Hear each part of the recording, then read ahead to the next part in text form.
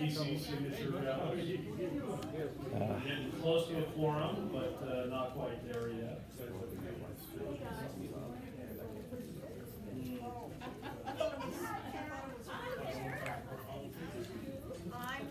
I'm here, bubbly, and I'm ready to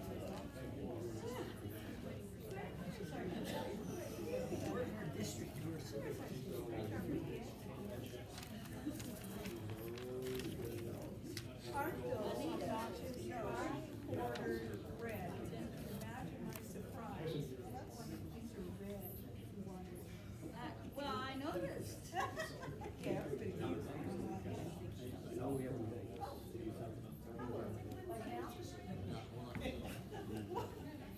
We spent the day.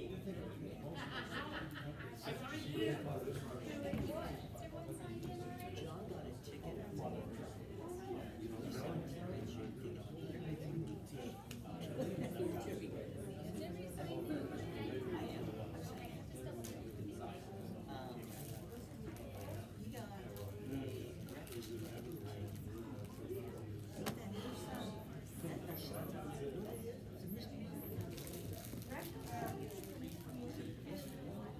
So we got an attorney report. Get a little tribal. Everyone, if you haven't grabbed an agenda, make sure you grab one at the back of the room there. We also got some extra handouts back there, so make sure you got an agenda so you can follow along. We'll get going here in just a minute.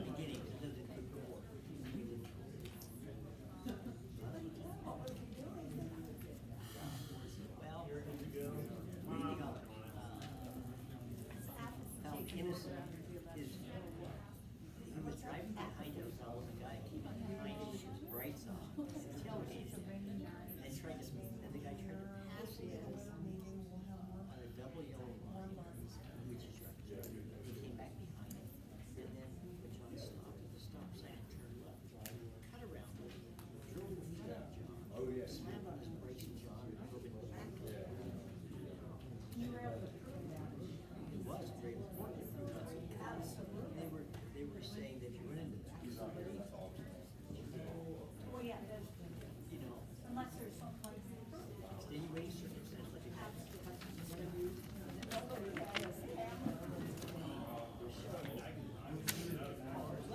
but the police were there, and then 200 feet he raced it, and everybody agreed.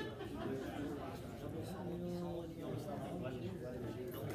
He's not taking. Went to his website. Yeah. Oh, the other guy also did. He didn't. He did. Plea bargain. Reckless. Negligent. They switched the video over to a computer. And they asked if you wanted to leave it out. So we're doing this much thing. That's for him. Because if you wanted to. Yes.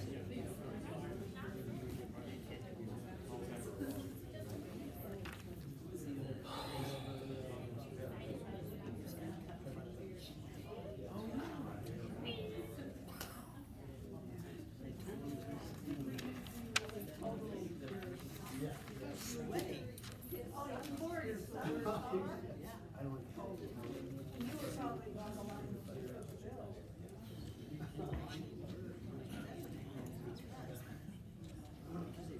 All right, everyone, I'm gonna go ahead and call the meeting to order. Once again, if you haven't signed in the back, if you're a precinct committeeman or a alternate, make sure you sign in the back. We still have extra copies of the agenda and some of the other handouts back there, so feel free to grab those so you can follow along. We're gonna start with an invocation, and we'd like to ask our Vice Chair, Julie Morgan, to lead us in that.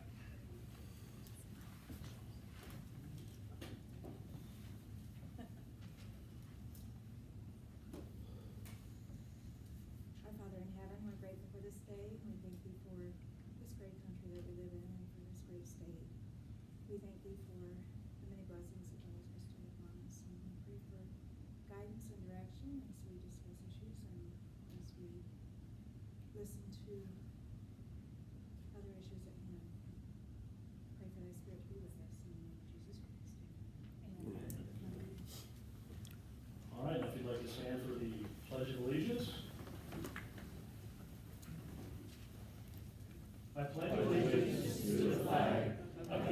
States of America and to the republic for which it stands, one nation under God, indivisible, with liberty and justice for all.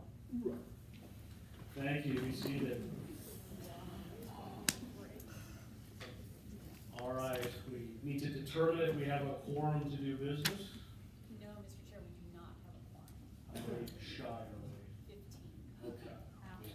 Well, with the weather and the holidays, I was hoping that we would get the quorum, but I knew it would be tough. But that's okay. We didn't have too much actual business to discuss tonight, so we're going to go ahead with all the items that we don't actually need to vote on. We do have our agenda. I won't call for an acceptance of that because you can't do business, but we are going to follow this along as far as the guest speakers go. We did include the minutes from last month on pages 2, etc. So if you want to review those, that's everything we did at the October meeting. Okay, right now we'll just turn it over to our treasurer, Justin Collins, for the treasurer's report.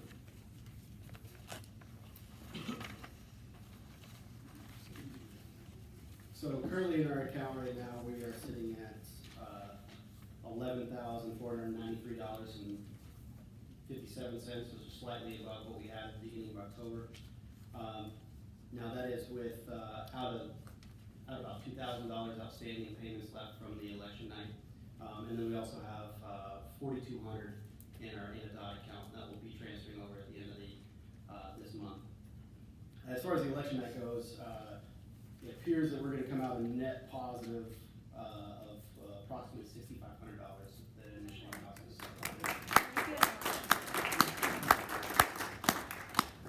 All right, thank you, Justin. And yeah, after any event like this, there's still some outstanding payments you got to track down, but don't worry, we'll be on that.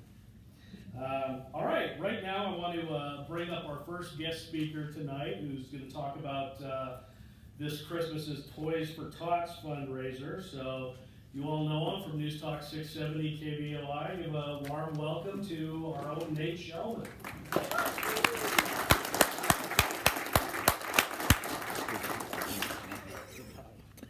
Ouch. All right, how does this work? Okay. I get a chance to do some really cool stuff, and if I can just brag about my job for just a second, I've spoken with former presidents, governors, congressmen, senators, and dignitaries from all over, and it's, you can get your pictures taken with rock stars and actors, and it's really cool to a point. And I have a chance, and we've been doing this now, this is our second year, to do something extremely great. We're all in this room to make this place better, to one degree or another, right? We're all in this room to make our lives just a little better, a little more free, or, you know, let people succeed. And I was blessed with the ability, with two parents who loved me, and I was an only child, so I got all the toys for Christmas. And one of my buddies who was in town for my wedding lived 11 doors down from me, and he had, you know, mom that worked 2 jobs, had the house, had him and two of his siblings, so he didn't really get a lot. And I remember him, and he's successful now. He's wildly successful, more so than I. And talked to him about what this was, and I told him that he was part of the reason behind it, and the other part was for my dad. And before I get into my dad, are there any U.S. Marines in the house? Any U.S. Marines? Part of the Marine Corps mission, aside from kicking butt and taking names and helping defend us, part of the Marine Corps mission is actually to collect toys for kids. It's part of their mission.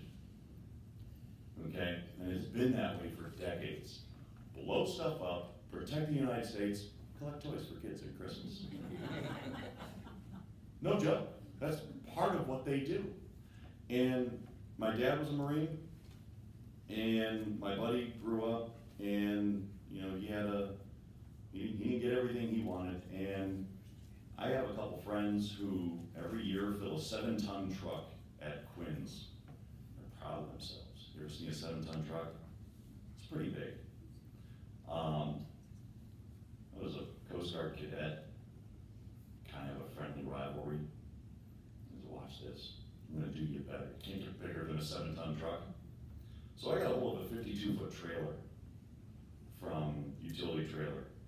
And last year, we filled it barely, but we filled it. That 52-foot truck collected toys that's gonna be delivered to kids from Twin Falls all the way to Ontario.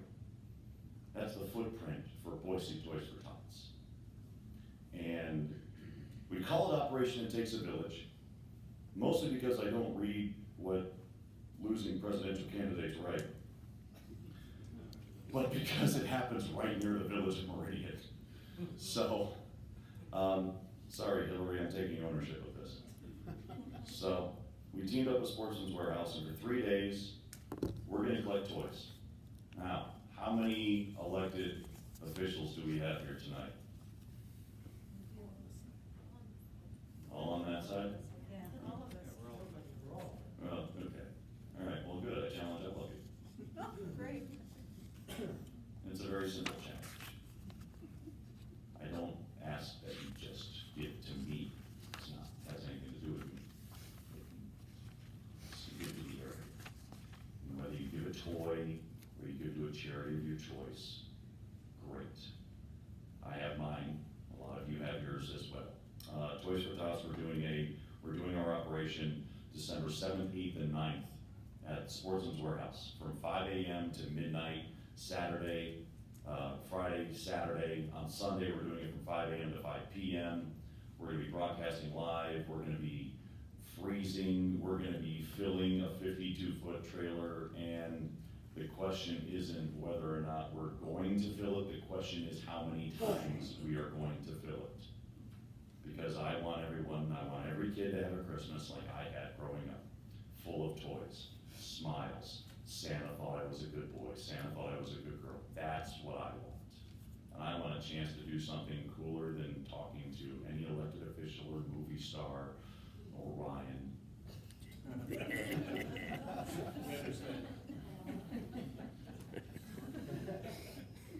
I want a chance to do something bigger than that. Even you would agree that just filling a 52-foot trailer a couple times with toys is pretty cool. Although I do have Ryan's autograph.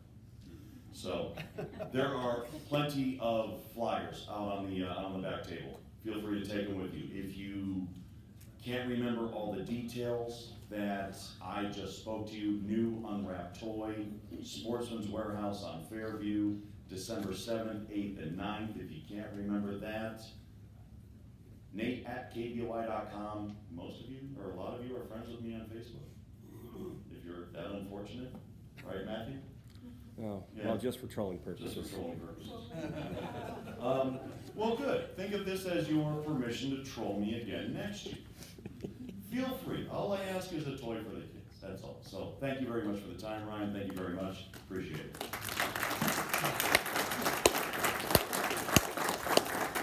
Good to see you.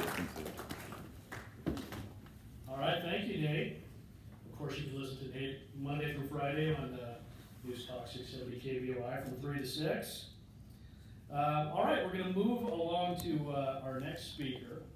And so as you know, we had our banquet recently, and we were very honored to have a lot of great sponsors for that event to help put it on. Our platinum sponsor was a company called Happy Hippo Herbals, and they sell a product called Kratom.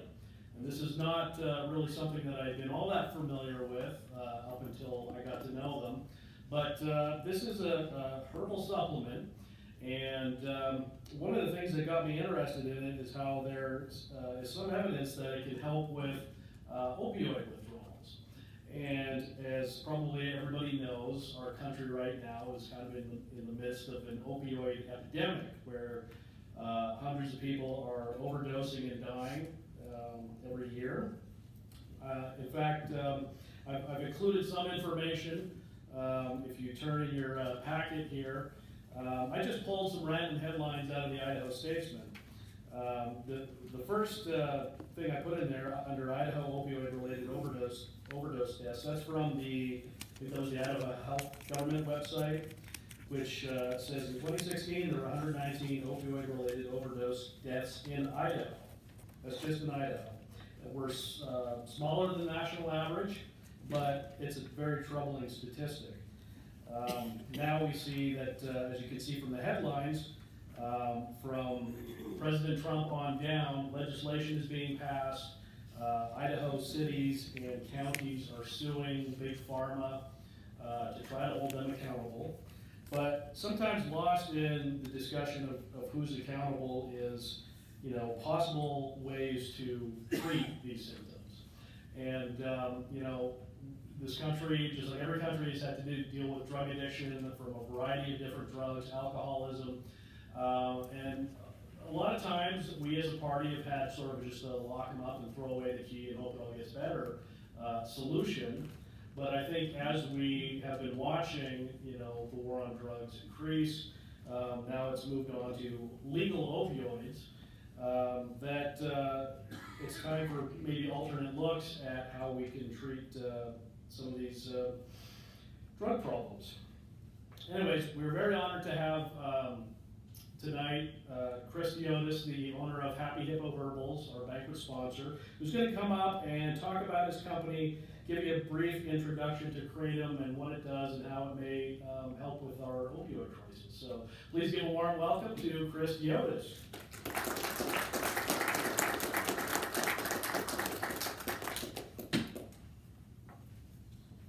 Thank you, Ryan.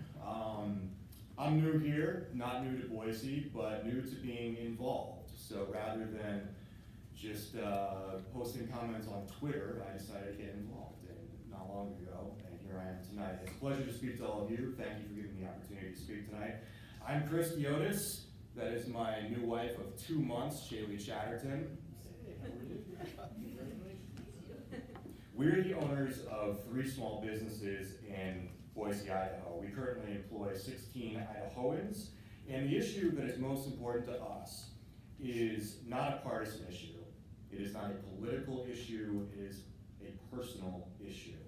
And for many of you, it may be personal as well. As Ryan was saying, the opioid crisis, all over Idaho, all over America. On November the 7th, the city of Boise filed a lawsuit against 20 different manufacturers of synthetic opioid painkillers. In 2015, Idaho dispensed 1.3 million opioid prescriptions for a population of just 1.6 million. And as Ryan said, we are slightly below the national average. Other states are unfortunately even more devastated, but the numbers just keep going up. The Centers for Disease Control recently released a report on the opioid crisis. 115 Americans every day die from opioids. That's one person every 12 minutes dead from an illicit opioid or a prescription drug.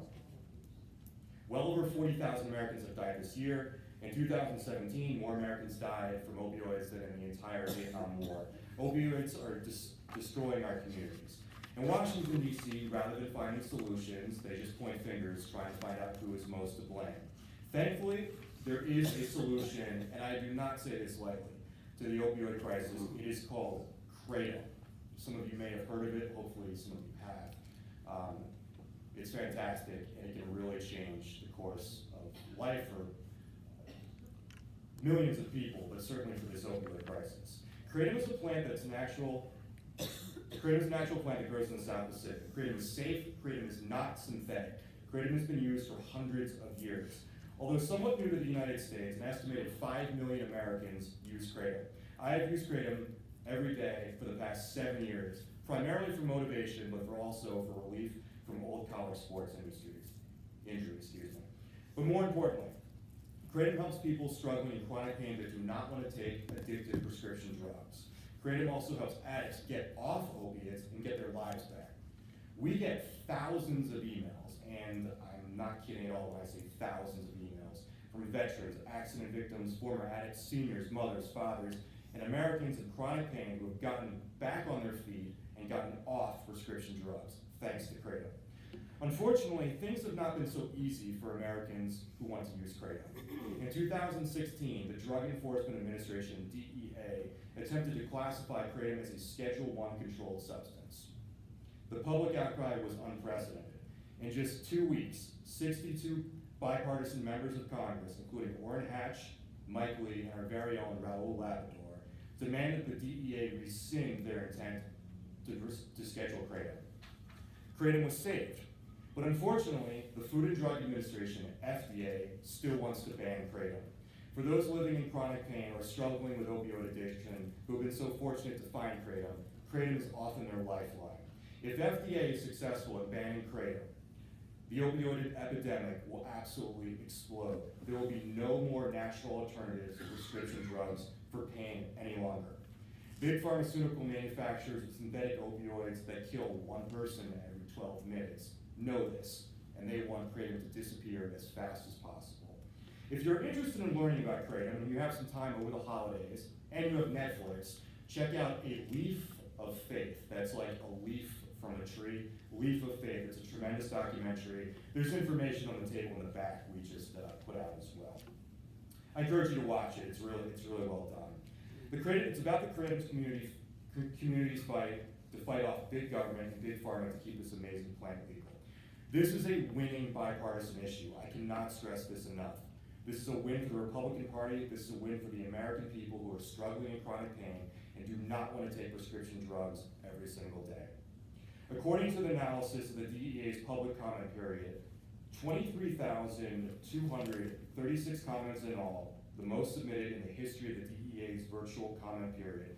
99.1% of Americans support keeping kratom legal. Opiates have wreaked havoc on Idaho and all over America. Kratom, a little known plant, is the solution if it can remain legal. Thank you for your time, guys.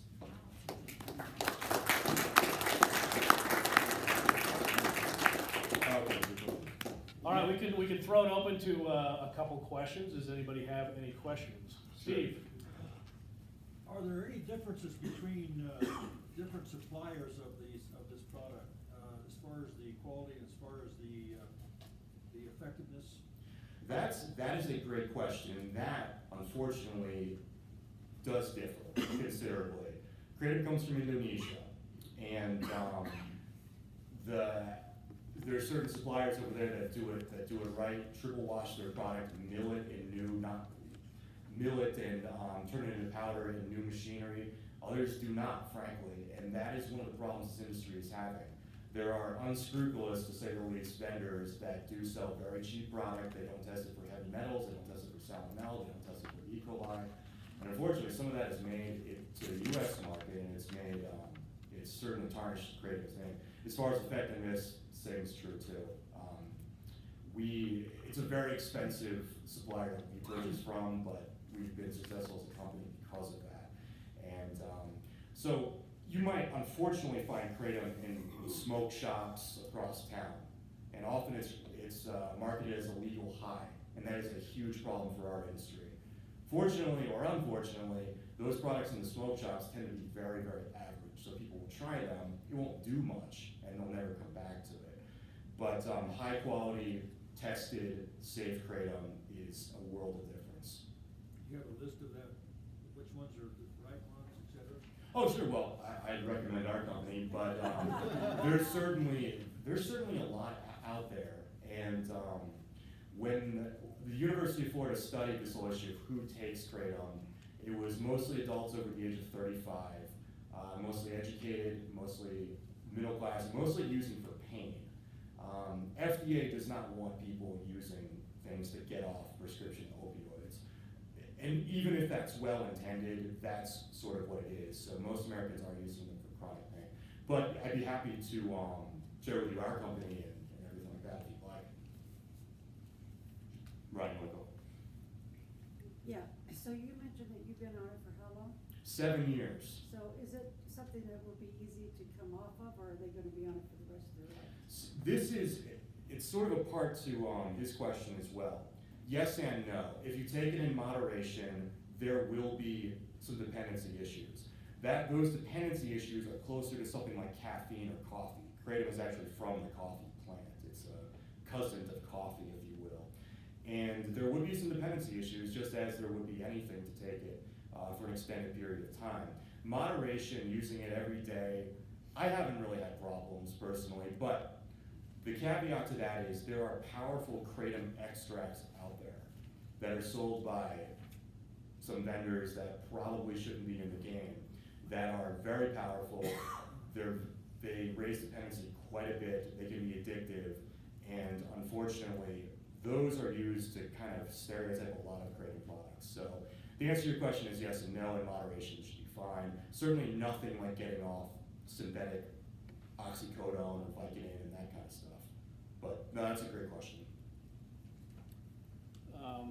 Bonnie? Hi, is there any peer-reviewed medical research on this? There absolutely is. Unfortunately, there's no studies on humans just yet, and that's something that Ryan and I were talking about. We would really like to get the trials done on humans, but there are, if Googling kratom studies, there are, I just tweeted this out the other day, 61, I believe, studies within the past 5 or 6 years that studied it on, unfortunately not on humans, but they've all been pretty consistent.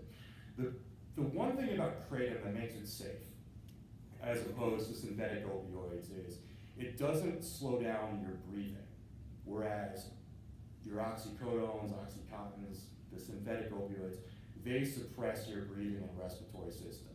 Hence, that's why we get all these people dying from them, unfortunately. So that is what makes kratom safer.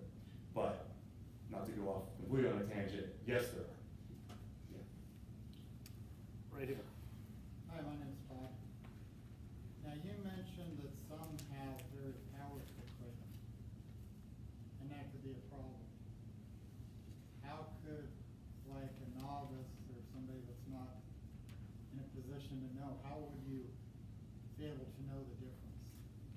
That is a good... Accidentally get that and have trouble. Definitely, and a lot of people do. Unfortunately, on the shelves of a lot of these smoke shops are those extracts.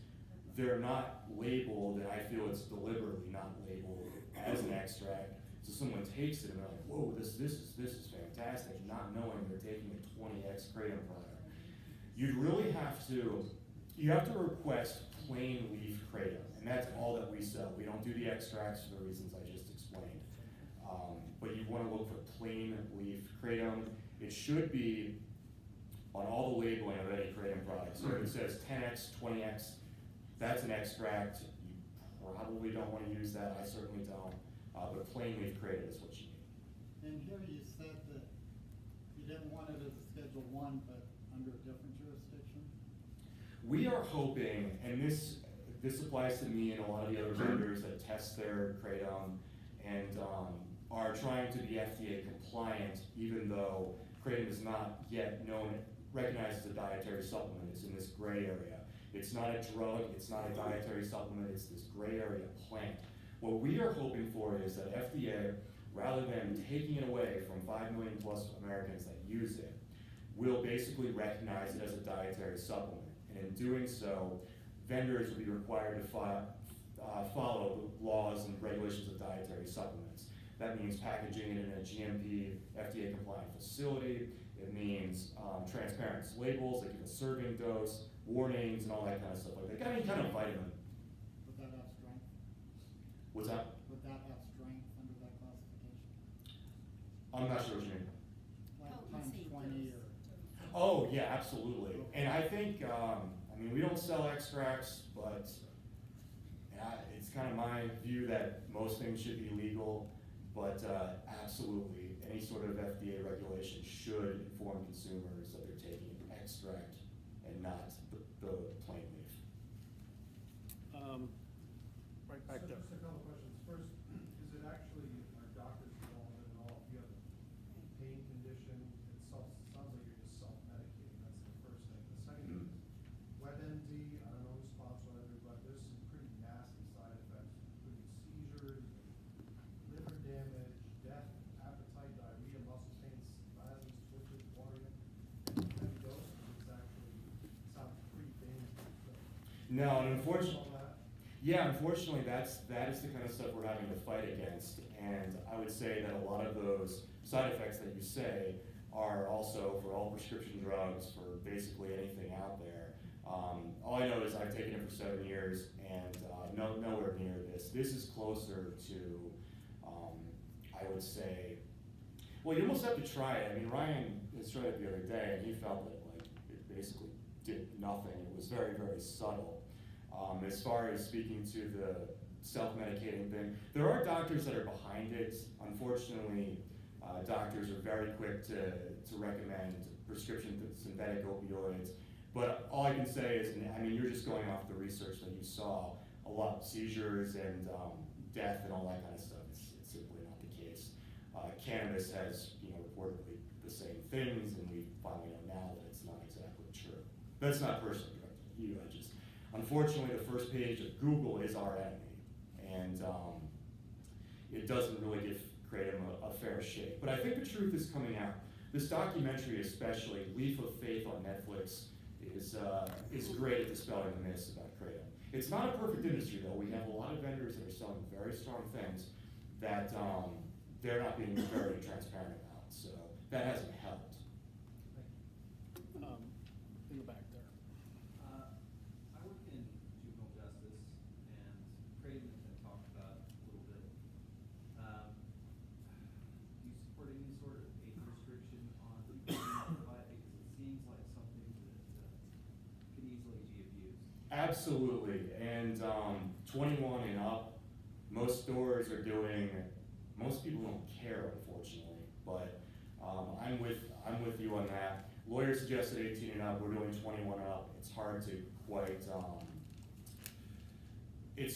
enforce that when you're a web-based company, but we have them enter their birth date and everything like that. Adult 21, but absolutely that should be part of it. And actually, that's what New York had a discussion about Kratom more recently too, and they were seeking entire prohibition, but the fallout turned out to be 21 and up, and I thought that was completely reasonable. No matter what happens, Kratom really needs to be studied, because while there have been trials on animals, there haven't been on humans, and now University of Florida, University of Mississippi, they're really running and trying to get approval for the very first human trials. And I think that they're gonna find out what we've known all along, that it is a far, far safer alternative to prescription drugs. Julia? Do you think that they will be doing any studies regarding diabetes and neuropathy? My mother's in her late 70s and has been on these painkillers for more than 2 decades.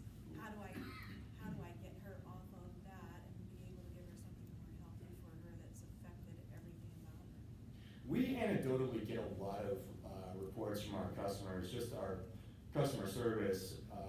Customer have diabetes, and I don't have to take insulin as much anymore. We get a lot of stuff. I can't say that for sure. Like it would certainly help her, but I mean, it's been a life changer for so many people, myself included. That under her doctor's physician's care, she could certainly try to.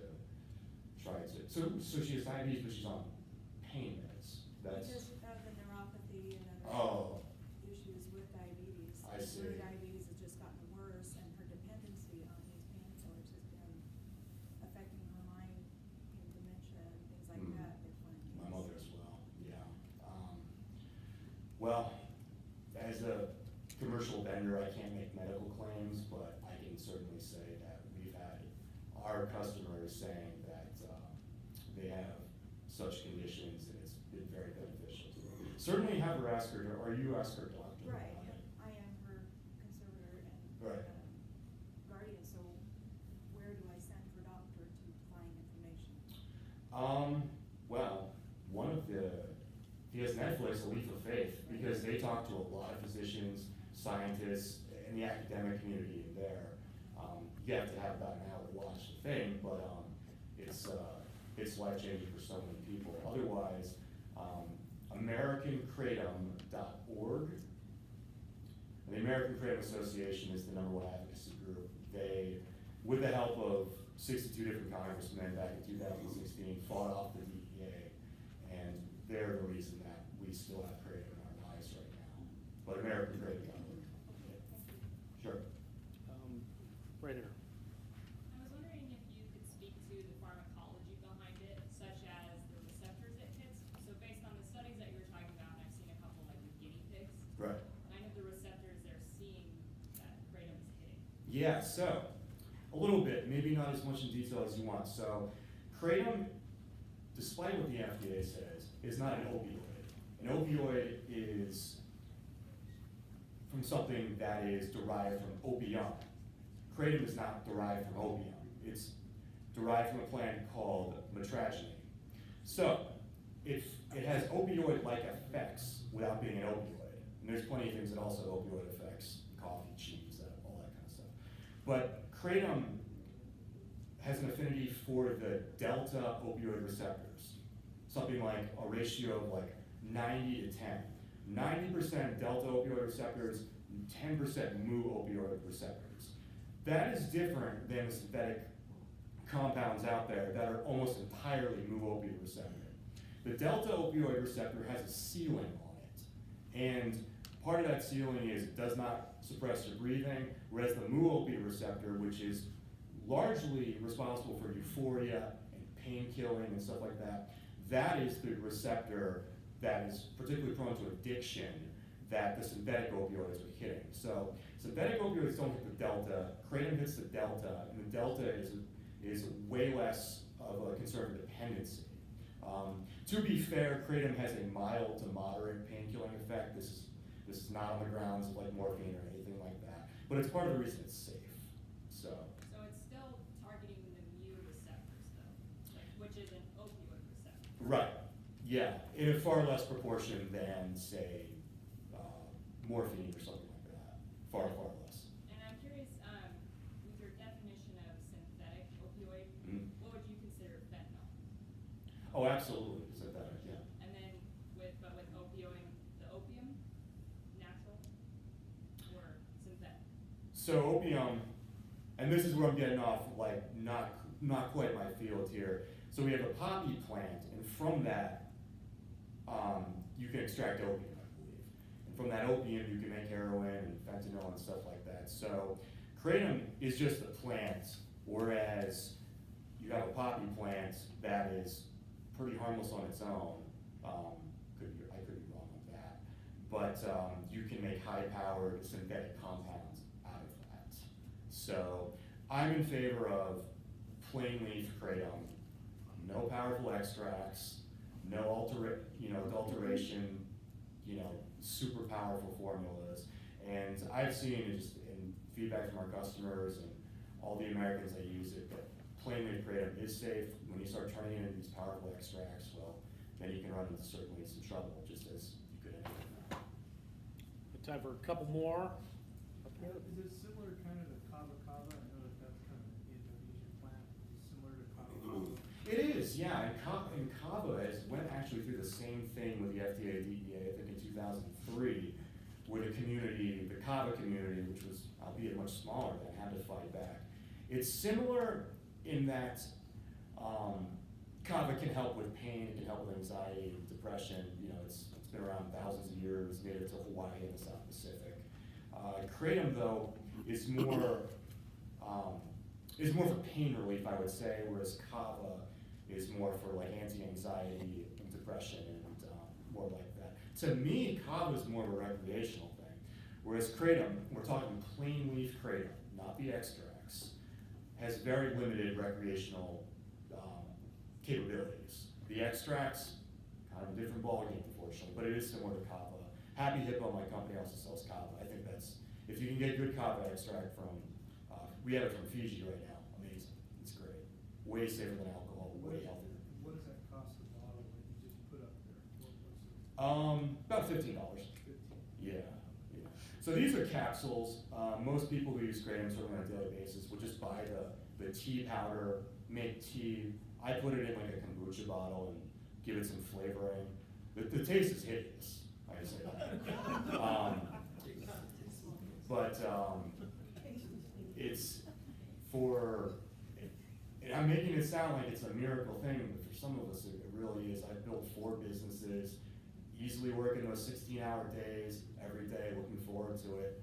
And let's just say this: if I was using alcohol every day for 7 years, I wouldn't be here right now. So I'm sort of the living proof of its safety. But again, we're talking plain leaf kratom, not the big extras.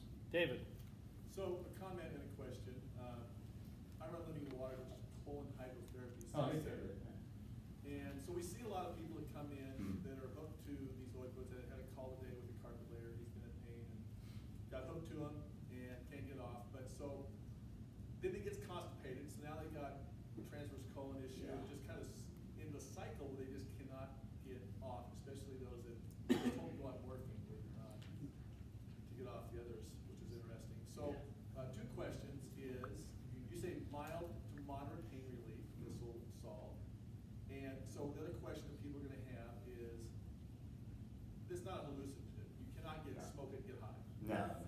And that's made it out there in the media where it's sensationalized media. It's not, you don't inject it, you make it into a tea.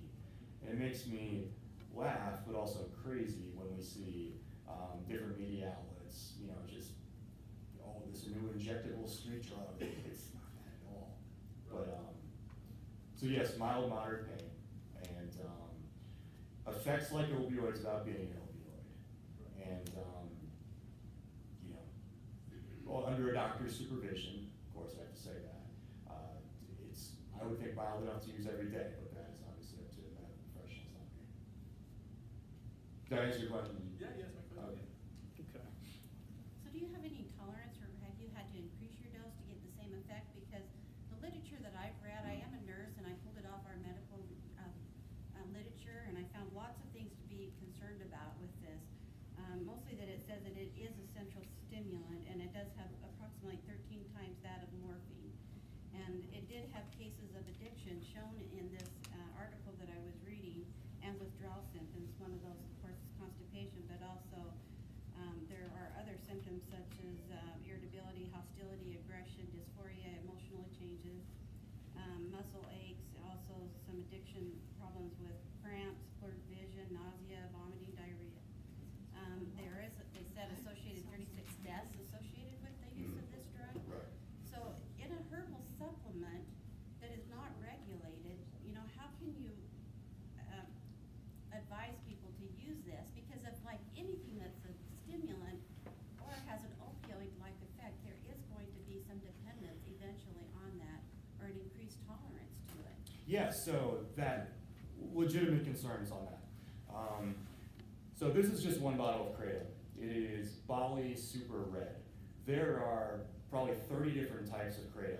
So if you rotate them, they're all similar, but they're all just a little different. You can keep the tolerance at a minimum. So that's part of it. Dependency, mainly see it from extracts, and that's why I'm definitely against those. As far as the kratom-related deaths, the keyword that we keep saying is related, all of those that I've seen so far, and we've looked into the autopsies of every single one of them, have been polysubstance use. And actually, I don't have But the isn't info. that the same as marijuana? Because that's a pathway drug that people get addicted to, and then they have to go to higher levels of drugs to get the same type of effect.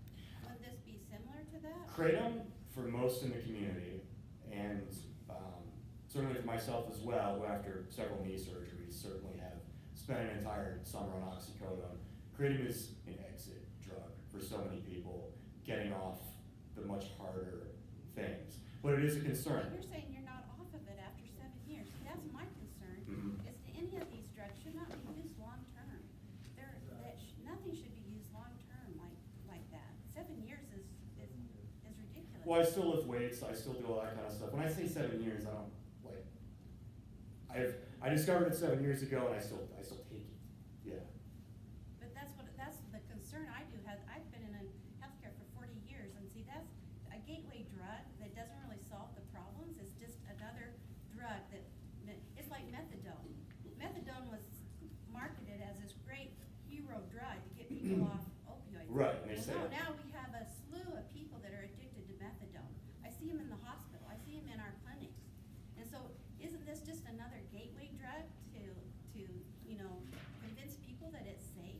Yes and no. The extracts, there's concerns with that. Plain leaf kratom, as I said, very moderate recreational capability. So it's yes and no, to be fair, unfortunately, and that's why the more powerful versions of this have definitely have the same concerns that you have about them. So why are we selling them without enough research to say, because if I have a child out there or a family member that's using this without that research and animal, they do have animals but not human beings. So all they have is this literature that's coming out of this information that I got that it can cause death. It can be a gateway drug. It can be addictive. There are withdrawal symptoms. Why would we want to market something like this as a herbal or dietary supplement when there's no problems with it? It's just another drug. Because it is much safer than the opioids that are killing Americans. According to who? Yeah, exactly. And so they could cause death and they could be addictive. Well, they do cause death. Opioids do cause death. Exactly. Yeah. So I would much rather see somebody on an herbal supplement than opioid. This is a plant. Yeah, this is. Was that? I don't use cannabis, but yes. All right, got time for one more last question, if anybody has any. In the very back. I have a question about, herbals. Mhm. Do you work with individuals mainly, or do you, go to recovery homes to talk to people there, or how do you get involved? No, this is actually the first talk I've actually given about the potential medicinal effects like that. We stay far away from that, unfortunately.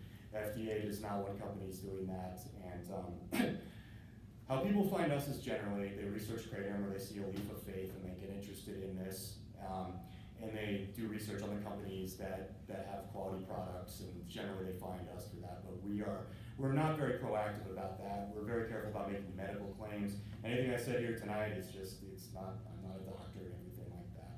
But I do encourage everyone to watch Netflix, A Leaf of Faith. You will find out that this herbal compound is not as deadly as maybe the first page of Google will say. That's all. Just trying to get the word out right now. I am, yes, definitely. And I think the documentary on Netflix will give a much friendlier face to the industry, and it definitely does need a friendlier face, because there are vendors out there that are selling high-powered kratom products and not exactly informing people of that. And that has always been a concern of mine. We do not sell those, we never will. I just want people to know that, pharmaceuticals, even though I'm not a big fan of them, they do have to be FDA, and there's a lot of research that goes into these drugs that are marketed, even though people abuse them, and there will always be people that abuse drugs. There's gonna be unethical doctors and unethical people that do, but when you put out a dietary supplement that has no regulation, and your physician and the people that take care of you do not know that you're using it and mixing it with other drugs, or they don't know that they're prescribing things that could interact with kratom, then you're putting your life at risk. And so I wanna just tell people, as a healthcare worker for 40 years, not to use this until you talk to your physician specifically about whether there is safety in it, and if it can be shown that it's proven to be controlled. So, because otherwise, if it was my family or my children or anything, I would definitely not advise the use of a herbal supplementary use of something that is not controlled or managed. If you wanna see what doctors think of this, watch A Leaf of Faith. I invite you to do the same. Well, I advise you to talk to your doctor before you try to buy something. as well. All right, we will. One death, Yeah, not one death. directly related to kratom, there's not been one. There's not been one that is the autopsy reports that show directly It's kratom always use. something else that they've taken with kratom that has actually been the cause of the death, so. And that's what proves that it's a gateway drug. So I just want you to be careful with what you. It's an exit drug. Thank you very much. All right, let's give them a round of applause. Well, just show of hands, how many people here today had actually heard of kratom before today? Or just knew much about it? Okay, so still, I'm happy to bring new information here to, issues of public concern that people can listen to. Just as an aside, myself personally, I fundamentally believe, philosophically, that Americans, adult Americans, have the right to put whatever they want in their body, whether it's legal or illegal. You still have to be an adult, you still have to be mature, you still have to study whether something is good or not to put in your body. But I believe fundamentally God gave us the choice to decide what we want to put in our body. It is important to remember that the opioid crisis that we are talking about is based on legal drugs. And they are still regulated by the FDA. That doesn't mean that they're not causing a massive public health crisis. So. All right. Well, I'm glad that we could talk about this and have the debate, and we appreciate the good discussion. We're going to move on now to well, we're not going to do the precinct committeeman introductions because we don't have a quorum, but we will move on to our election report. Phil McGray is still here. Okay. His hat's here. Okay. Phil, if you're out there, feel free to come on back in. But Phil is our new Ada County clerk-elect, and obviously this election in Ada County was not great. This was a tough one. We experienced a little bit of a blue wave, which was not completely localized to Ada County. There were 2 other counties where Republican legislators lost their seats to Democrats. One was in Blaine County, one was in Moscow. And this election was unusual in a couple ways, but we had really unprecedented turnout. There was more people who voted in this election than 2 years ago at the presidential election. And that is definitely a break in the traditional turnout structures. So, anyways, I'm going to bring him up here now. Phil McGray, our new Ada County clerk-elect, who's been, it's his job to crunch numbers of voting statistics and election statistics, and so he's now the man. So I will turn over the mic to Chris. Sorry, Phil. I'll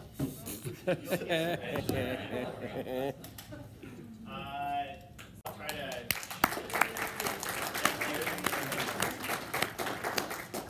Thank you. I feel very, as Ryan kind of alluded, when you look at the election results, and I'll share some information with everybody here. I feel very fortunate, especially as a Republican, to survive this last election. I know some of my counterparts who also were successful are in the back of the room. Beth Vaughn and Mary May, so congratulations to them as well.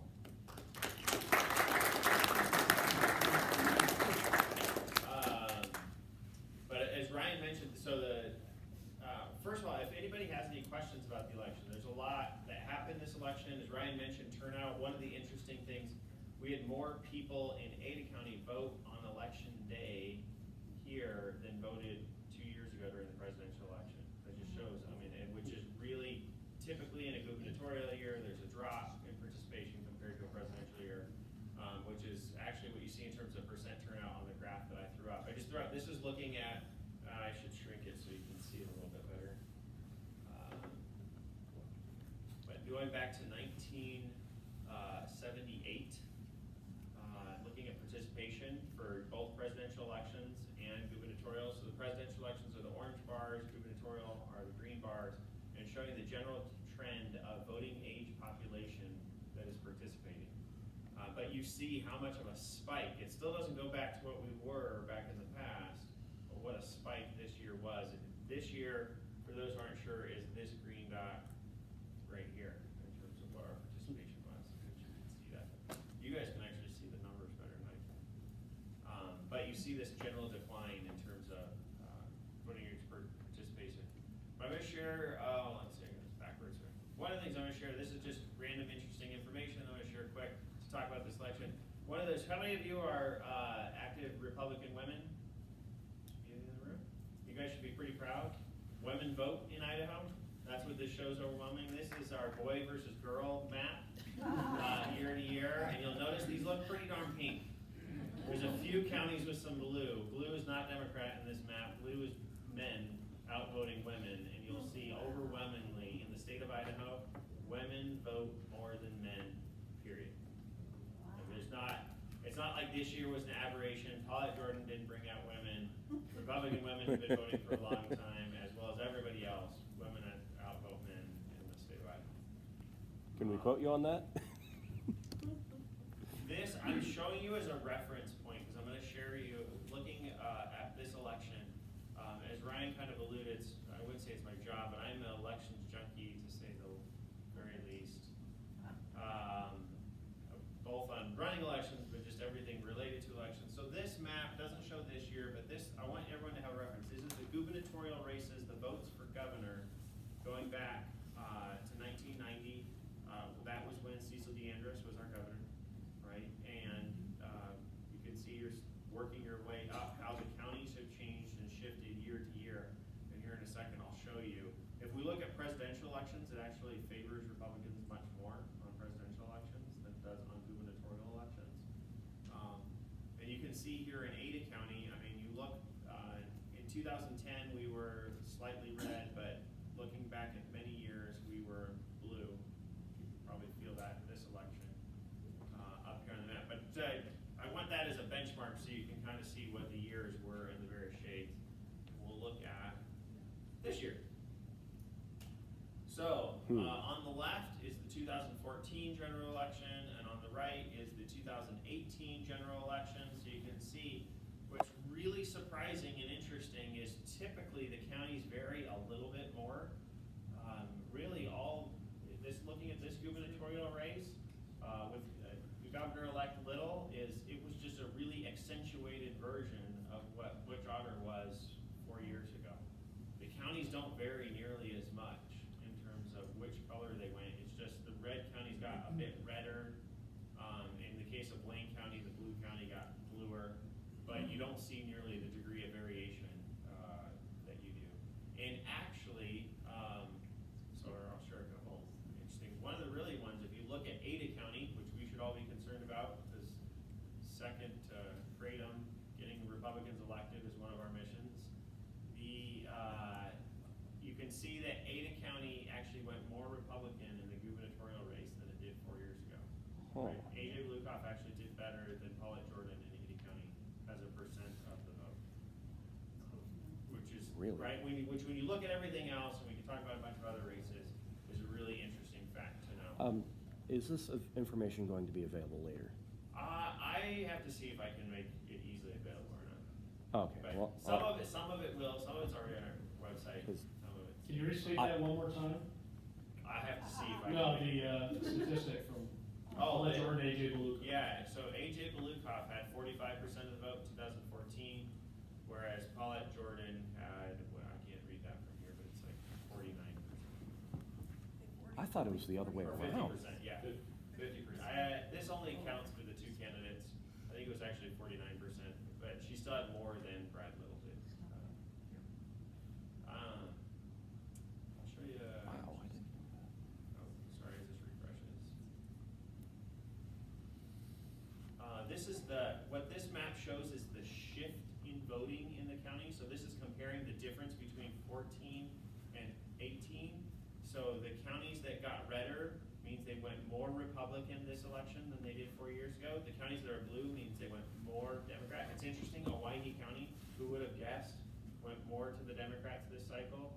Canyon County went more to the Democrats this cycle than it did. Mind you, Canyon County is a very Republican county, but it actually went more to Paulette Jordan than it did to AJ Belukoff 4 years ago, which is just interesting. But you can see, I mean, it's no surprise that Brad won when you look at how many counties shifted towards Brad in terms of his race.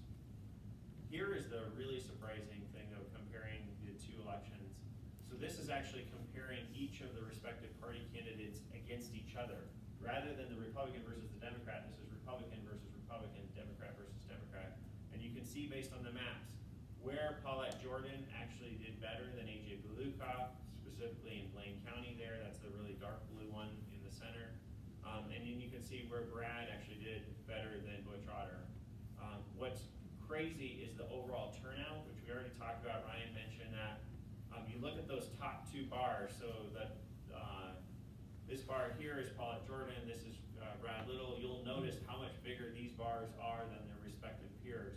Paulette Jordan, despite ultimately only getting 39% of the vote statewide, got almost the same number of votes as Butch Otter received 4 years ago. So turnout really mattered in this election.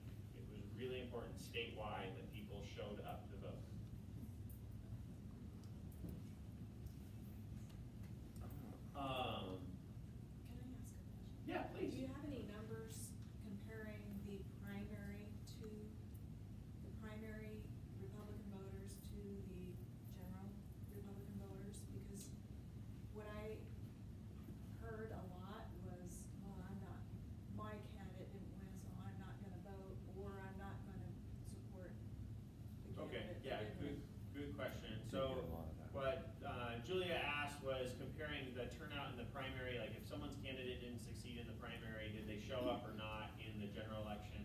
I'll generally say the data seems to support that people did show up, regardless, because turnout was so much elevated that turnout really was like a presidential year where you get people out of the woodworks who typically don't vote and they show up just for this election. And primary voters are diehard voters, generally speaking. And so it would be tough for a primary voter to not choose to show up relative to just your casual voter anyway. You have every 4 years. I know many in the room, we have the debates leading up to it. This is just an interesting map. This is kind of the same idea, but this is looking at the vote on Medicaid expansion, which were the counties. So you can see the darkness of the blue is where the counties where it was supported the most. Any of the counties that are in yellow or orange, whatever you want to call it, those are the counties that it did not have a majority vote in those counties, right? So Medicaid expansion failed in those counties. We're in the orange, in the blue ones. Ada County, I wish I could see it on my little screen here. Ada County is right there, so we are towards the top in terms of overall support for Medicaid expansion. You can see overall statewide, it was supported very heavily. So as far as I know, out of 150 precincts in Ada County, only 4 voted against Medicaid expansion. Wow. Okay. That looks like about 9, only about maybe 9 or 10 counties out of 44 that voted against Prop 2. All right, before I switch to the next graph, Give me dads. here's just a question for everybody. How would you describe, if you were to give Ada County a color, is Ada County a red county, a blue county, or a purple county? Purple. Meaning there's still hope. Purple, blue.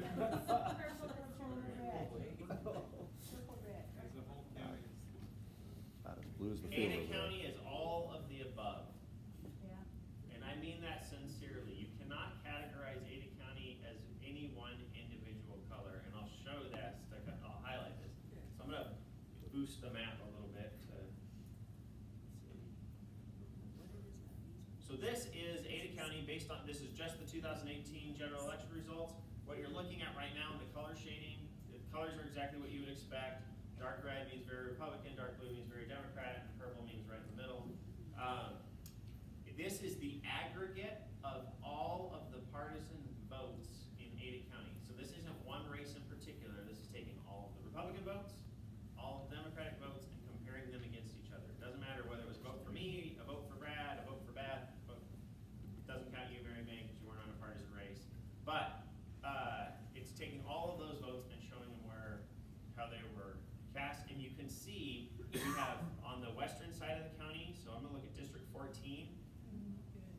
Almost 67% of the votes in District 14 were Republican votes. That is not purple, right? I mean, that is heavily, and you can, as I go down the line here, you will see 66.6% here. We drop down to 60% in District 20, just under 60% in District 21. So you can see overwhelmingly. The inverse of this is also true. Really? So that's what it looks like in District 19. Unfortunately, my district is almost 70% Democratic votes. You can see District 16, sorry Graham, so wherever he's hiding in the room. He just left, but Oh, yeah, we yeah. understand. Yeah, sorry Lee Joe, despite the signs. 66% in District 17, 60% in District 18. That's 15. Right, and so here's the crazy one, is you go to the purple district, District 15, which is where we are conducting a recount starting next week because of a 6-vote margin. Wow. Yeah, Senator Martin won by 6 votes. We will be recounting that. And you can see when you take the aggregate of all of the votes for all of the races, governor, everybody, it leans 50.1% Republican to 49.9% Democrat. Wow. So despite what the other shades are on the surrounding districts, District 15 was the biggest battleground in the state of Idaho, and it shows why it was the biggest battleground in the state. Notice it's also geographically right in the center of the county. Yes, right in the center. So you can probably point out that all the blue plus the purple is Boise city limits, correct? And Roughly, yeah. Nearly all the red is. Roughly, you might see that a little better here now. healthy portions that are unincorporated Ada County.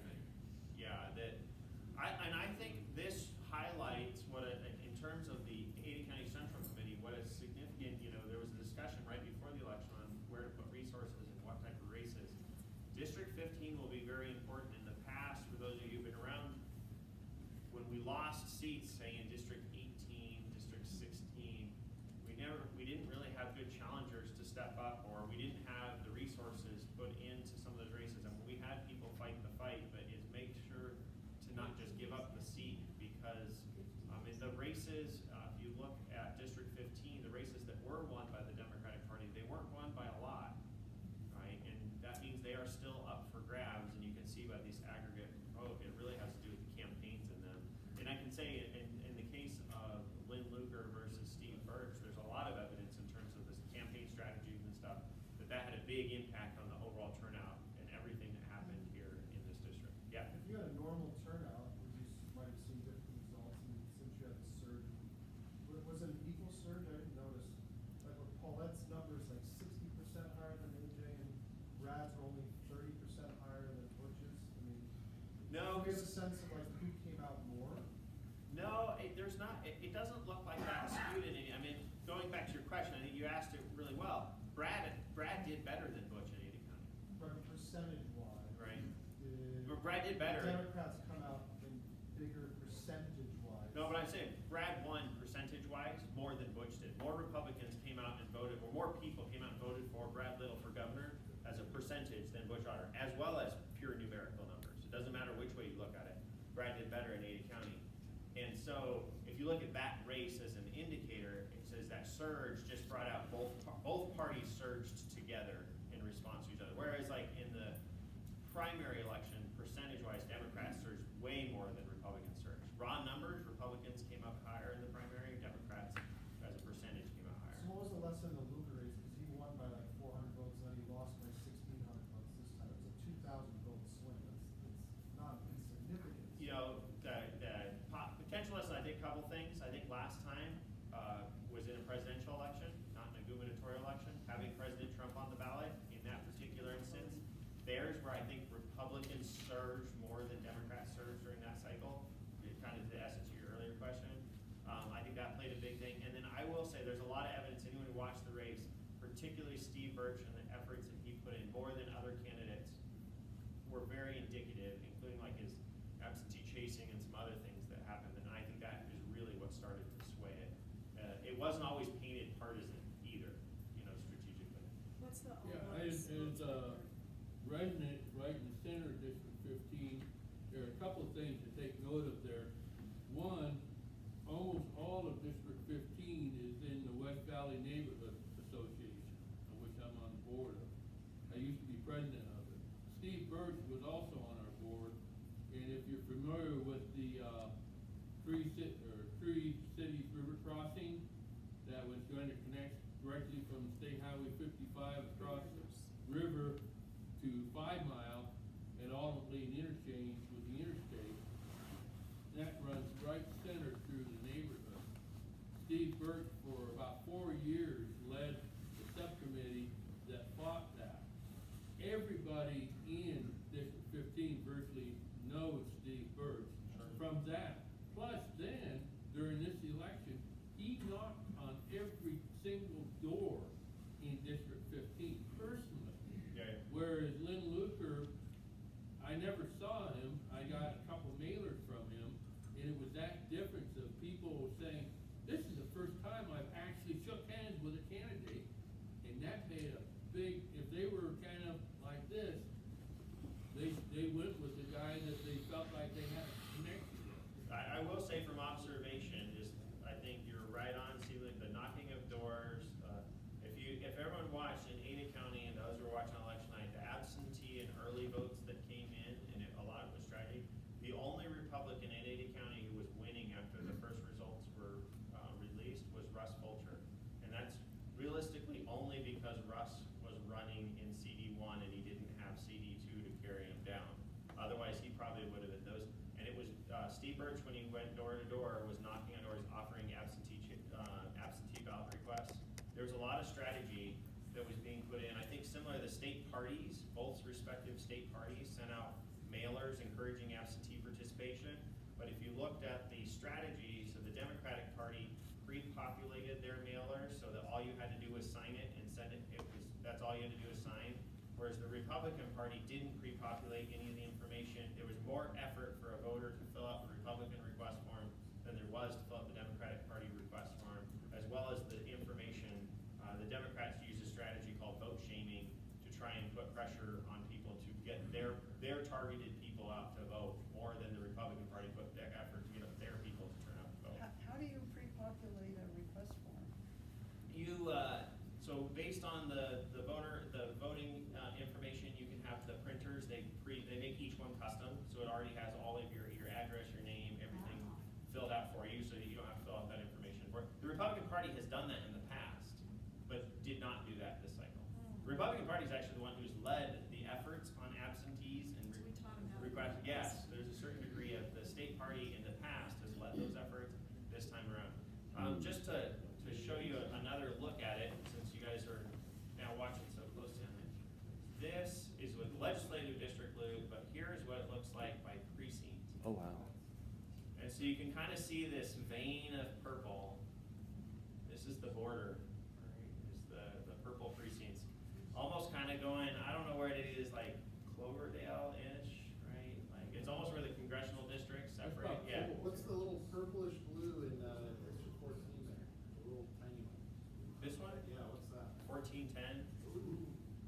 What is that? Okay, Fessa. Yeah, that is cool. That must be over here on the new apartment. So North of State Street.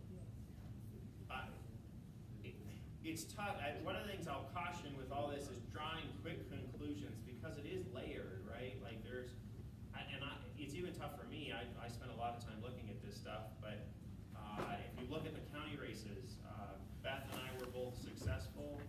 The two commissioner candidates and the coroner's candidates were not, and almost in completely divergent directions, right? And so it's tough to figure out what it is, but what it shows is, and I think that those commission races versus like our races show, there is a battleground in here where it's people who are in the middle. They're not sure which party, they don't have a strong footing in either party, and it's really what are the campaigns, how are we connecting with some of the local voters in terms of our efforts, whether it's to reach out people locally or mailings or whatever else there is. Yeah. Seeing a positive correlation with new people coming here to Idaho to live, so new residents. Great question. I'm going to answer your question in a second because it's a perfect segue. I just want to know that on that all voters votes by party, are there numbers on those? Yeah, there are.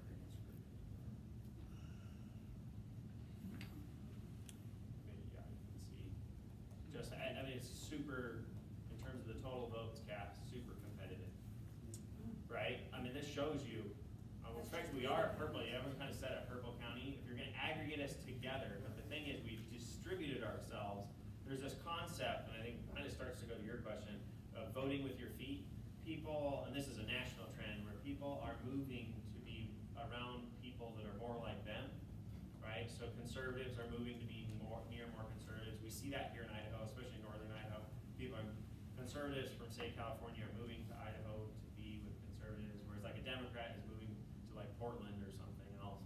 But we even see that, I've seen it locally, where people who have lived in Boise for a long time, as the dynamics are changing, they're packing up and moving to Eagle, moving to Meridian if they're conservative leaning.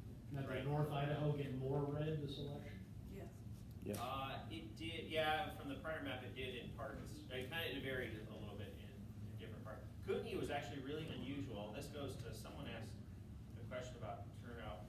Overall, Kootenai was one of the lowest turnouts in the state, which was an interesting, their turnout hasn't been as high as other parts of the state this go around. But going to the earlier question, so this is just this is voter registration. So when you register to vote, you list your prior state where you came from, right? This is just Ada County, not statewide. This is Ada County. Figures. If this is a secret to anyone, Californians are moving to Idaho. Right? Yes, we can just see by the way people drive.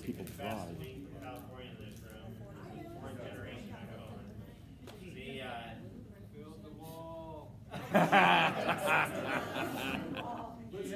There's a lot of Republicans moving here. So that's a great, see, so there's a perfect, so. Democrats only 19%. Money. So two things to draw from this. So someone commented, one of the things, it's not fair to compare the Democrat number to the Republican number. And the reason is our rules are different, and rules have a big influence on them. So our party has a closed primary. Therefore, there is an incentive to register as a Republican. Most specifically, when we had the presidential preference primary, so when we voted for president in the primary, you had to be a Republican to vote for the Republican nominee. That provided enough incentive for the majority of the state to register as Republicans. There is not an equal incentive to register as a Democrat. You can be a Republican and unaffiliated, whatever. So it is very safe to draw that most of those purple unaffiliated voters do lean Democrat based on the earlier maps that we were looking at.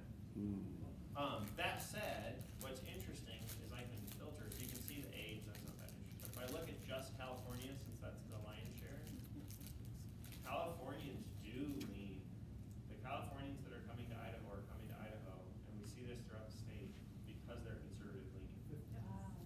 And that you see a lot more growth for that in Meridian, Eagle, those areas. Yeah. So that would raise a question based on your last comment part. Do we know that for sure? Are they registering as Republican and then voting Democrat? It's probably a mix. I do think there's some crossover voting, but I would say overwhelmingly, when you look at the results, they're voting Republican. They're moving in, and the growth areas, right? When you look at the maps, it's districts 14, districts 20. They're heavily lean. The Republican. What's effectively interesting is the Republican areas are becoming more Republican, and the Democrat areas are becoming more Democrat. We are becoming more staunch in our positions.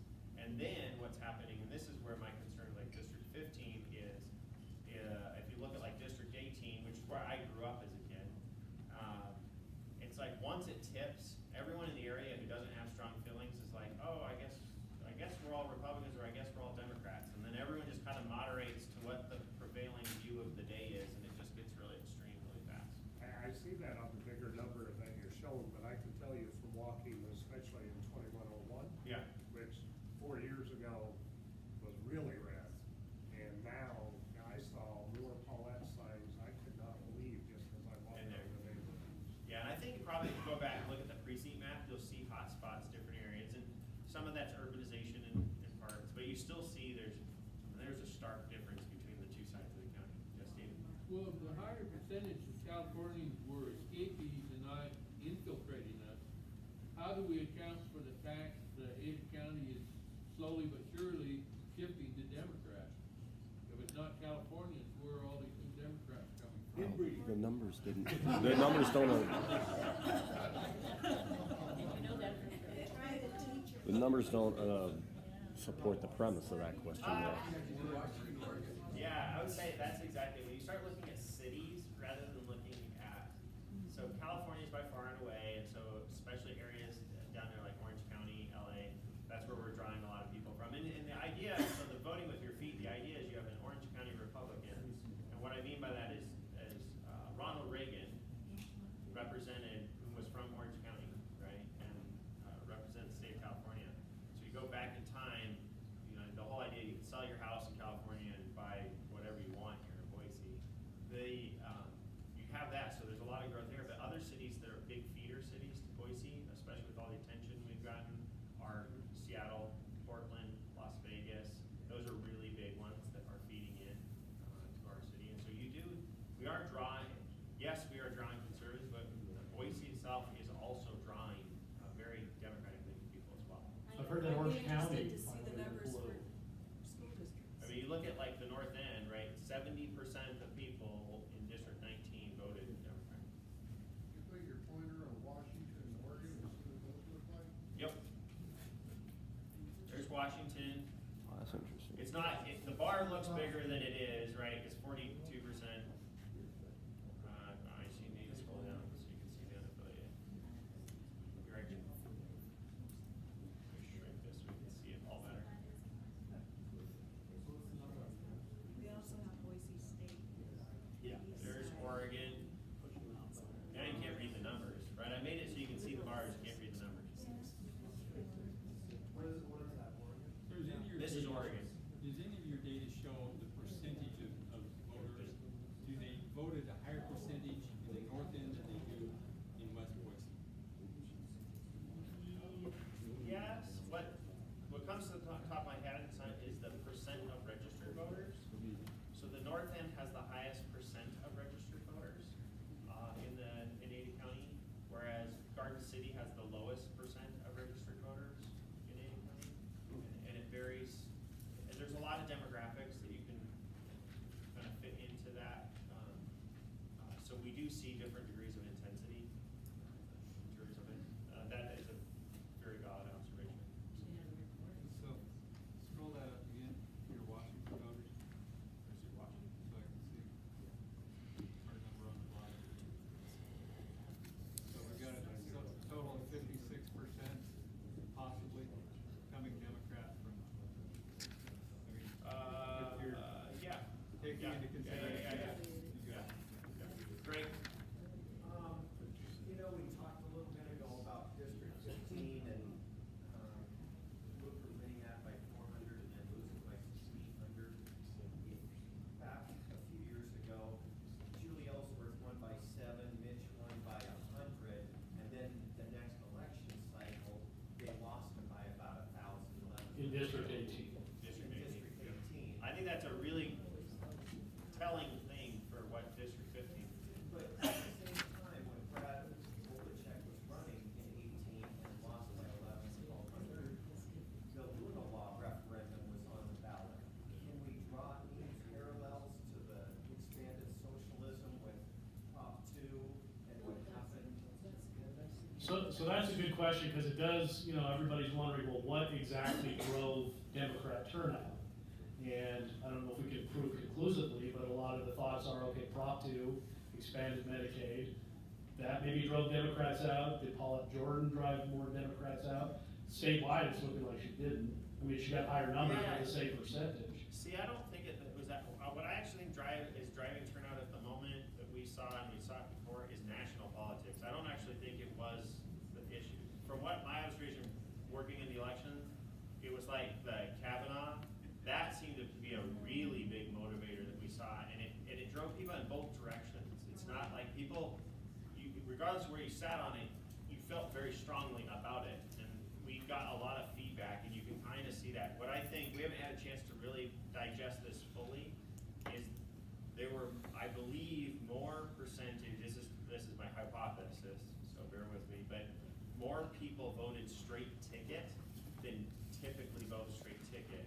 And it got in both directions. More people voted straight Republican or straight Democrat and had very little wavering, which normally there's a portion of the population that crosses over somewhere in the middle, and that's what determines a lot of the elections.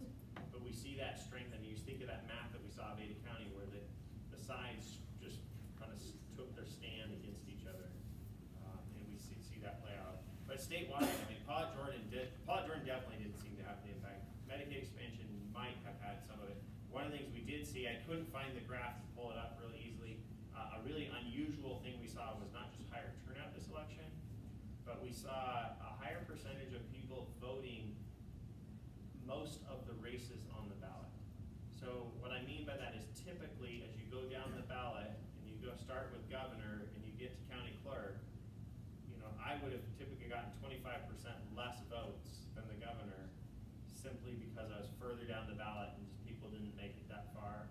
Where Fatigue. Yeah, fatigue. So we definitely see that. It's both fatigue and we still did see uncontested races.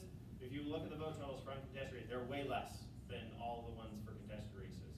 People are like, they're uncontested, I'm not gonna waste my time voting for them. But people either they don't know who they are or they don't care enough about the office, right? A whole myriad of things. We usually see a healthy drop off. Typically, especially when you get to the second page of ballot initiatives, those kind of things, we see really heavy drop off. So I know a previous CWI vote, not this one, but a previous one, CWI had dropped down to 60% of the people who had voted at the top of the ticket voted at the bottom of the ticket. Wow. This election, what's interesting is, so the governor's race being kind of the high mark, not everyone voted in the governor's race. So like almost 99% of people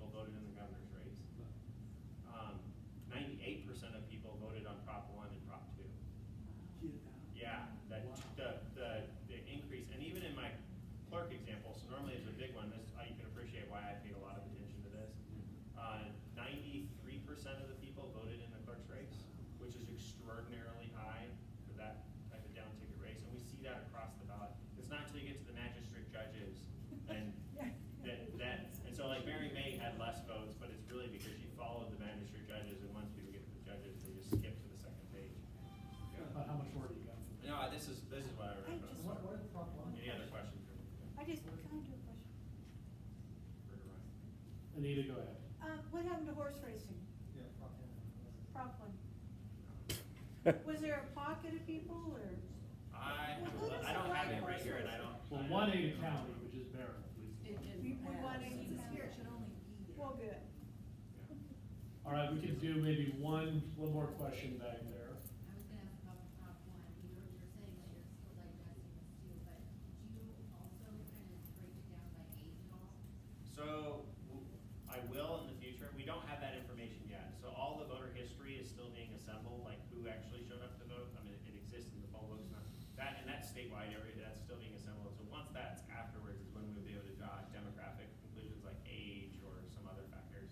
Right now, we just know the result information. So that will be down the road a little bit. All right, thank you guys for just the time. for the nature of the Hopefully this time. will be helpful in the future. It's very helpful. Absolutely.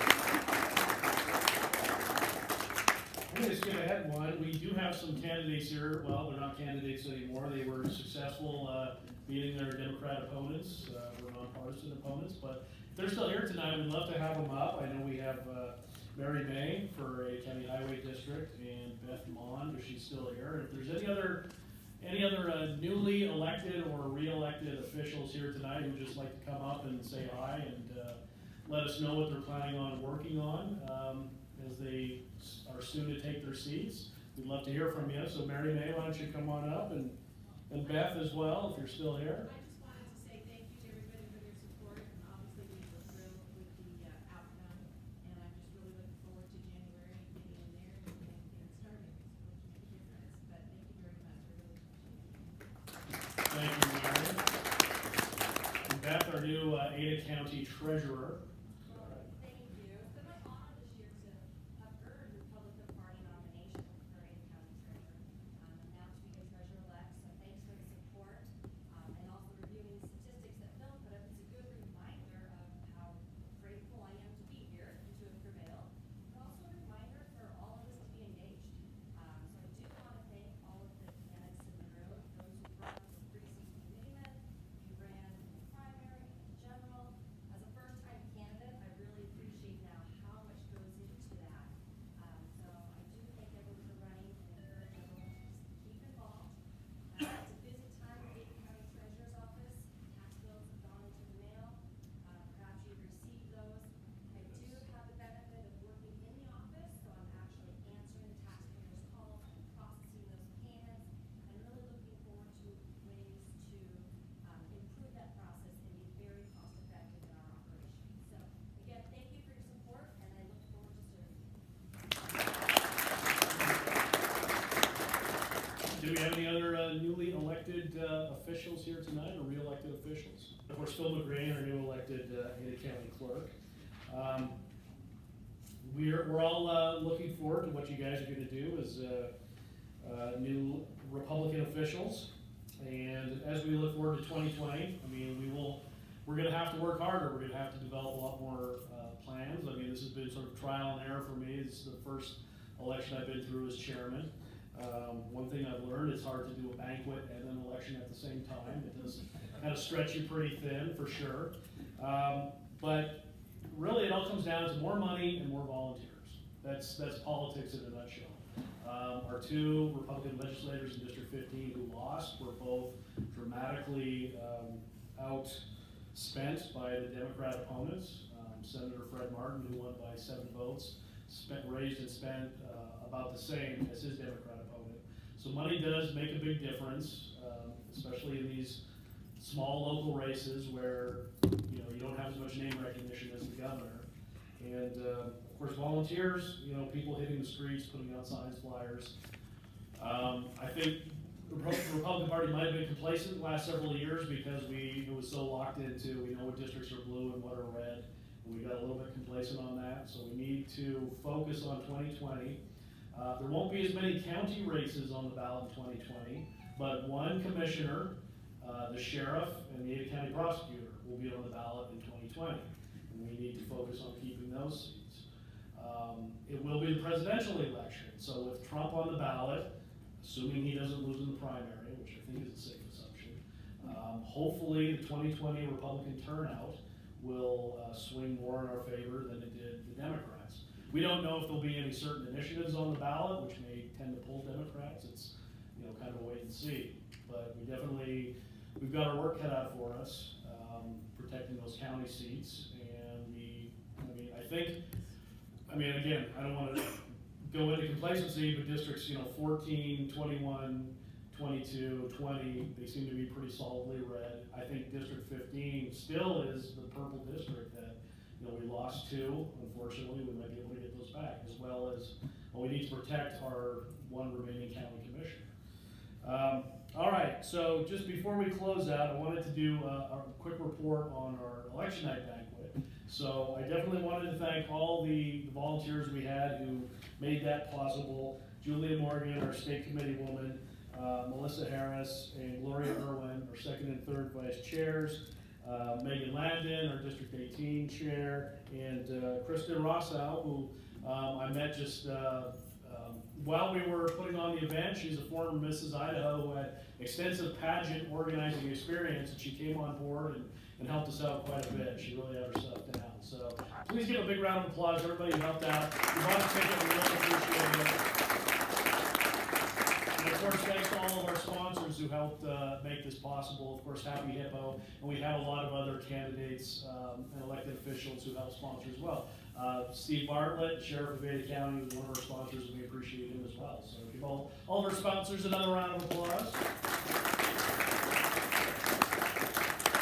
It was definitely a challenge doing two big events in 1 year, one at the primary, one at the general, but I think we've proven that we can get it done. And so 2 years from now, because it's the off year in 2019, but I think in 2020, we need to look at doing those events again and even expanding them. My intent is to maybe someday be able to take over that entire election night party, and so that Ada County is doing the entire night instead of sharing it with the state party. But that's a discussion for the future. So both events we did raise money. We now have to look at off year, what we can do for fundraising events. And so just recently we've been talking about doing some event in conjunction with the big inaugural ball State Central Committee weekend. So that's the first weekend in January. So the State Central Committee, which is the county chair, the legislative district chairs of all the counties in the districts are voting members. That body meets twice a year, and in the wintertime it's always in Ada County. So that's Friday and Saturday, and then Saturday evening is the inaugural ball at the state capitol. That's where the governor and all the newly elected officials are, sort of formally introduced, and there's dinner and dancing and all this kind of stuff. And I think the tickets are only $25. They have a website up for it, but it doesn't even show the ticket prices on there until you check out. So I think it's $25. Ryan, can you articulate where that money goes in a nutshell? So I think that the tickets for the actual inaugural ball go possibly to the state of Idaho because it's a state government function. Now there are several events in conjunction with the inaugural ball. So before the ball, the governor has a fundraising dinner, and from what I've heard, he's going to split the proceeds of that with his campaign and the state party. There are going to be several after parties. I don't think those are fundraisers. There is going to be a Republican women's breakfast on Friday morning. So there's all kinds of different events going on with different groups making money. So we're looking at maybe Ada County doing a lower ticket dinner at the same time that the governor's dinner is on. Because the governor's dinner, I think, is $250 a plate. And so that tends to exclude, normally it's like $500, but that does tend to exclude a lot of people. So we're looking at the possibility of maybe doing a $25 to $50 a plate at the same time. So we're going to look into potential venues, either right at the State House, right before the ball, or at the Center on the Grove, which is where the State Central Committee meeting is going on. But we're open to any ideas. We had thought about doing an after party as well. In the past, the Idaho Young Republicans have done an after party fundraiser. So any ideas, suggestions you might have, any volunteering you might want to do to help put this on. And then down the line, Ada County has a lot going against it for fundraising because we're competing with the Lincoln Day Association. And every time one of the state officials does a fundraiser in Boise, people would rather go to the governor's fundraiser than to a party fundraiser. But I think we need to get creative and look at some of the positives of Ada County. And one of those is the fact that for 3 months out of the year, we have every Republican legislator from around the state in town. So one thing I'm, brainstorming about is doing a legislators banquet where, we would invite or sponsor all the Republican legislators while they're in town for a big event. So, of course, again, we're looking for suggestions and ideas, anything you can come up with. Does anybody have any questions about the banquet or anything else? Victor. We had 3 people that were videotaping our discussion tonight, which I think when we meet, we should probably be able to have a discussion that's open and honest and not being filmed for, and I have no idea what the purpose of the film is being used for, but anybody who took pictures of my image does not have my permission to use it for any purpose. And I don't think we should be videotaping our internal meetings. We shouldn't. It's inappropriate. Well, that's an interesting point. Technically, this is a public building, and the meeting is advertised, is open to the public. And we have voted in executive committee to record these meetings and put them online. There was a problem with the stream tonight, so we're not live streaming it, but we have put on YouTube subsequent or previous meetings. We've talked about that at length before even too. Yeah, we have discussed, I understand some people That don't segment want to felt be. like advertisement, I'm sorry, the whole thing about the freedom felt like it was advertisement. I just didn't think it was appropriate. I don't think that was appropriate film, and I don't want my image used for that segment at all. Everything else is fine, but we didn't even have a quorum tonight, so technically we weren't even conducting business tonight. Right, I'm not sure what the forum would have to do with the filming per se, I don't but. want my image used for questions I answered in this executive session. I'm trying to find out about it. I don't want it to be used. Okay, I That's think. fine. If it's on our website, that's fine. I don't want to see it. I can't vouch for anyone else who either is a PC or a guest who may have been taping at any time. Again, it's a public meeting, and so technically anyone off the street can walk in and film, because this is the public, so I can't say for sure who recorded what and where it's gonna end up, but generally we are trying to record our central committee meetings and put them on the YouTube page. And we have very open discussions, whether you were for or against, any of the previous speakers. I think the debates were very open and honest, and everyone got a chance to participate. I would like to make a comment, because I did tape, and we talked about this in executive committee earlier. Okay, we're a Republican Party, and tonight I was getting comments, wow, thanks for sharing this. If we want to grow our party, if we want to grow what we're doing here, we need to have more advertising. It's advertising for our party, what we're doing, the ideas we're throwing out. So I see social media as a great way to expand, just like they have the legislator on camera now, to expand what we're doing and hopefully attract more people into these meetings. Yeah, we did the Prop 1 debate at the last meeting, and I thought that went great. That's something that I really thought people would like to watch online. I'm not sure if we have it up there or not, but. And I want to piggyback off his comment, because I really think that that's what sets right now, in this political realm that we're in, that's what sets the Republican Party from the Democratic Party, is that people are open and more able to share open ideas, whereas the Democratic Party is shutting people down. And if we're gonna grow and have a welcoming environment in Boise and in Idaho and in the US,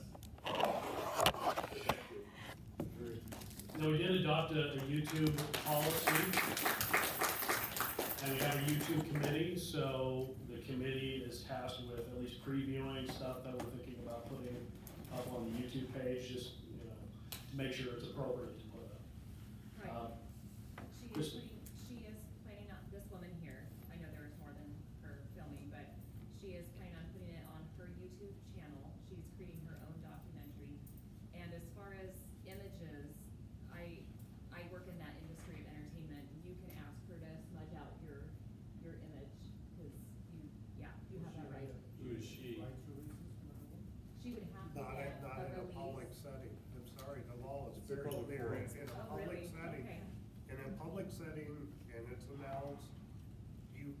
give up your rights just by showing up. Nobody's making money. It's just- So her contact info is here, she's fine for people to have it if you wanna reach out to her about it. Okay, we can, you want me to read it out? If anybody would like to take it down. Do you want me to read it out? Sure, go ahead. Okay, it's Pam, P-A-M, Hemphill, Hempill, and her phone number is 208-724-4505. What's the last one? 4505. Pam, 208-724-4505, and her name is Pam Hemphill, and she has her own YouTube channel. Yeah, I know she's very active on Facebook too, I see her on Facebook quite a bit. All right, well, just moving ahead a little bit here, because it's getting late. Just want to let anybody know if they have campaign signs that they want to get rid of. If you didn't bring them tonight, you can always drop them off at the Ada County Republican headquarters till November 30th. And we will make sure that those get back to the correct candidates, or we'll put them in storage. We have our own storage unit. As far as announcements go, next month there's no meeting. We never have a meeting in December. We have a Christmas party. The Christmas party is done jointly with the Ada County Republican Women's Club. And I believe it's December 12th. And it is at the Two Rivers Country Club in Eagle, which is basically the same place it is every year. And you're encouraged, if you come, to bring a snack or something to eat. It's kind of a potluck style. And then we've covered State Central Committee meeting, the inaugural ball weekend, that's first weekend in January. And the state party has not really put out any details yet, but keep checking the state party website and we'll send those out as we get those. Any other questions or comments before we adjourn for the evening? Breaking news, Republican Hyde-Smith projected to win Mississippi State. Did she win? Yay! So which race was that? Is it county? Mississippi Senate. Mississippi Is that a Senate. special one? Or, okay, it's a Runoff. runoff. 53-47. It will now be 53-47. 53-47, excellent, so good news tonight. All right, any other announcements before we adjourn? For those who are not attending the December party, the next central committee meeting will be January 22nd. It's already been confirmed. Right. We'll be back to our fourth Tuesday of the month schedule starting in January. All right, any other announcements before we adjourn? All right, well, hearing no more. All right. Can't move. Motion. Can't move. All right, thank you, Julia. We don't have a quorum, so I'm just going to announce that we're adjourned. Thank you, everybody, for coming.